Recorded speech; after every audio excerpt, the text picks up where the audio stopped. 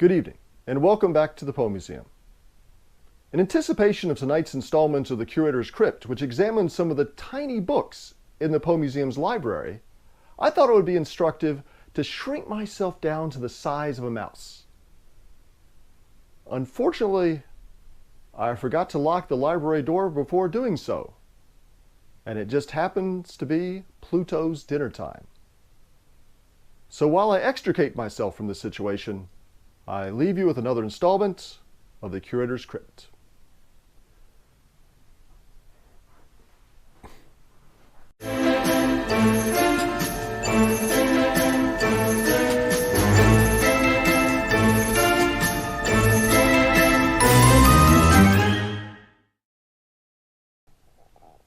At the Poe Museum's most recent Unhappy Hour, I conducted a live Curator's Crypt, giving people an up-close view of priceless Poe pieces from the collection, including manuscripts, letters, personal items.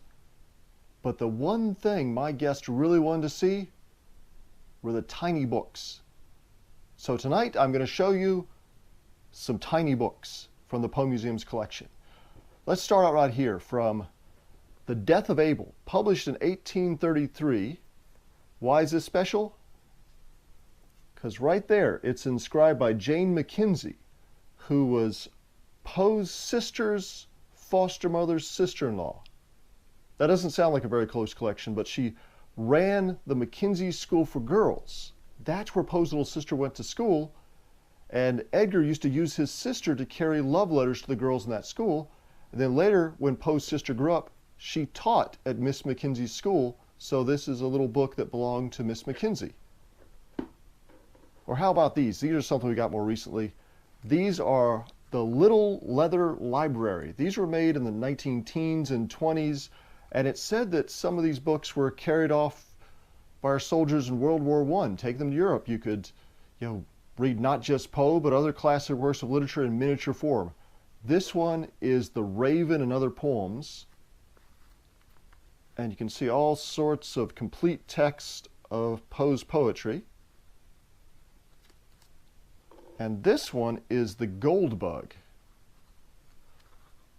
So if you're heading off to Europe in the 19-teens or 20s, need something to read that fits in your pocket, you've got the Little Leather Library. Look, the spines are still in good shape.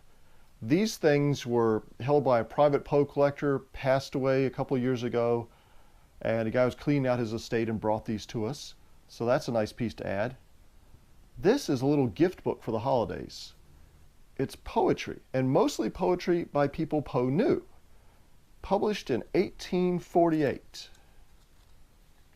Look at the hand-colored frontispiece there. So this contains Elizabeth Elliot, Frances Sargent Osgood, Sarah Helen Whitman, all sorts of people that Poe was in direct contact, but not Poe himself. And those ones are okay. But I really like these ones. This is the Mourner's Chaplet. This is the Cypress Wreath. Look in the front.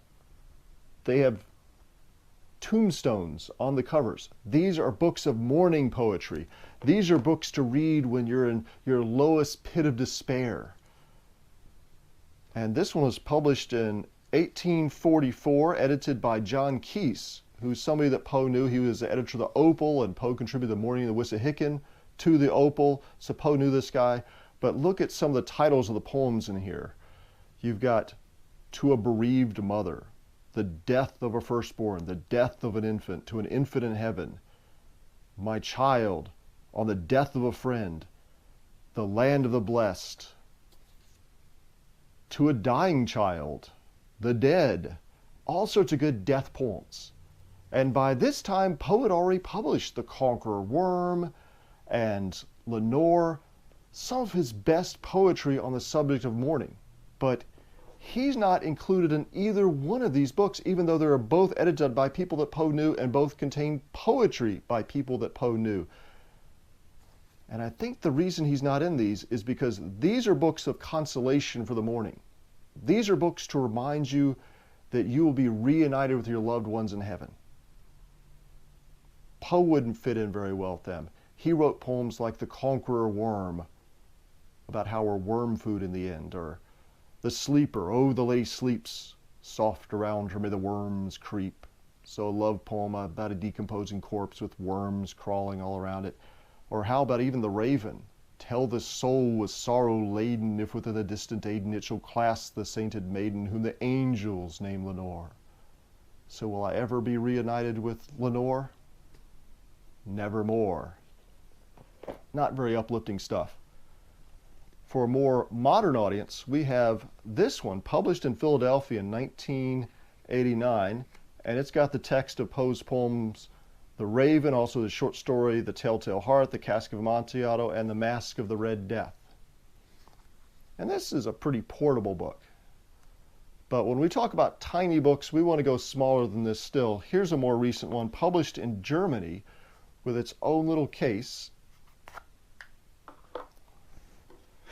And this one measures just about 2 inches tall.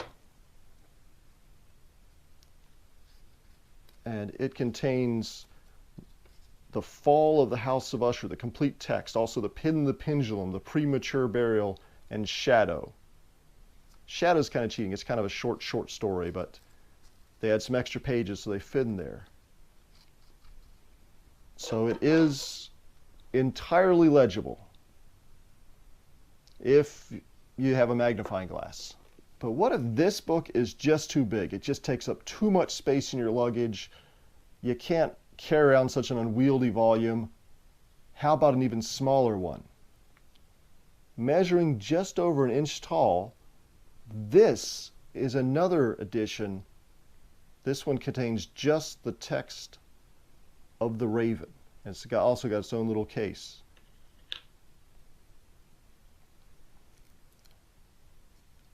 And yes, it really does have the entire text of the poem there. You just might need a magnifying glass to read it. So, if you just happen to have your mini Poe, here's the perfect book for him. So those are some of the tiny books from our collection. If you'd like to see some of the larger books from our collection, like The Raven, illustrated by Gustave Doré with a frontispiece by Doris Wheeler here, be sure to visit the Poe Museum or check out our online collections at poemuseum.org. But until next time, don't forget to like, share, and subscribe. And please remember to support the Poe Museum at patreon.com/PoeMuseum. And I thank you all for joining us this evening. I will leave you with more gratuitous footage of the Poe Museum cats.